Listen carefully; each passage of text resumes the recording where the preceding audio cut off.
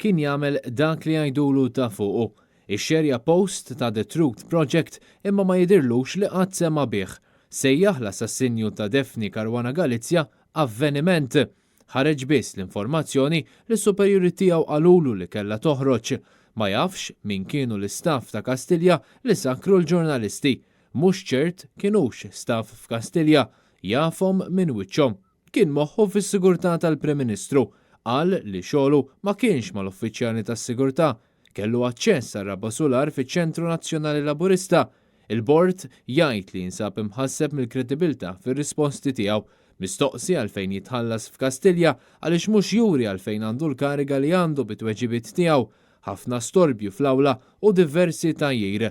Il-bord wissieħ għal darba darbtejn biex ma jibqax ikun arroganti għaliex qiegħed il-qorti u mhux il-monti. Din kienet ix-xhieda ta' Nigel Vella, deputat kap tal-komunikazzjoni fl-Uffiċċju tal-Prim Ministru, Person of Trust, xhieda simili ħafna għal dik li tal-imgħallem tiegħu Matthew Carbone waqt l-inkjesta pubblika fl-assassinju ta' Daphne Caruana Galizia.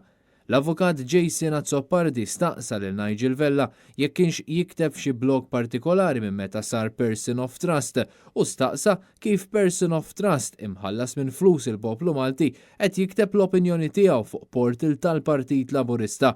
Fost l-istorbju li nqala fl-awla Vella ma weġibx.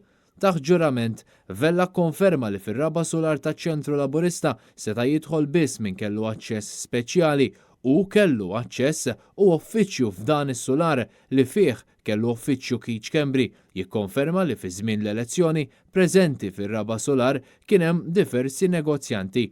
Meta mistoqsi dwar ir-relazzjoni li kellu ma' Keach Kembri, Vella jgħid li relazzjoni kienet ta' ħaddiem ma' Chief of Staff tiegħu. Meta muri ritratti ta' individwi li sakru l-ġurnalisti f'Kastilja lura f'Diċembru li għadda, Vella identifika l-istess persuni li identifika Carbone ftit tal-jimilu u ma identifika lil ħadd ġdid. Vella qal li ltaqa' ma' ħafna nies u li ġo Kastilja hemm 154 impjegat u ma jafx jekk in-nies li jaraf minn wiċċhom jaħdmux Kastilja. Mistoqsi jekk kellux involviment meta sezzjonijiet tal-medja inkluż Net News ma kienux mistiedna l-konferenzi stampi f'Kastilja, Vella qal li dak kien biss kumment tal-Prim Ministru.